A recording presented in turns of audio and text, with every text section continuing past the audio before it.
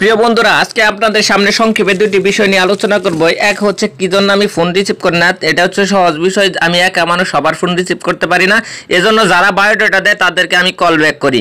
আর দ্বিতীয় কথা হচ্ছে আমি আপনাদেরকে সময় দিতে চাই না বা আপনার সাথে গল্প করতে চাই না।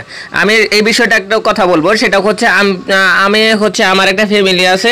আপনাদের সামনে যদি সবসময় আমি কথা বলি, সময় দেই, টাইম পাস করি, আমি যে ব্যবসা না করি বা ব্যবসার পেছনে সময় না দেই, আপনারা আসলে তখন দেখা যাচ্ছে আমি অন্য কাজ বাদ দিয়ে আপনার সাথে কথা বলতে হয়।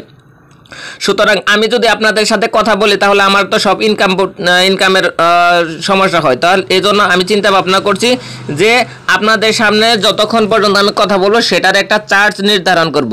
আমার সাথে কথা বলতে হলে আপনারা প্রতি ঘন্টায় প্রথম ঘন্টায় 300 টাকা, পরের প্রতি ঘন্টা যত ঘন্টা কথা বলবেন 200 টাকা করে আমার সাথে কথা বলবেন।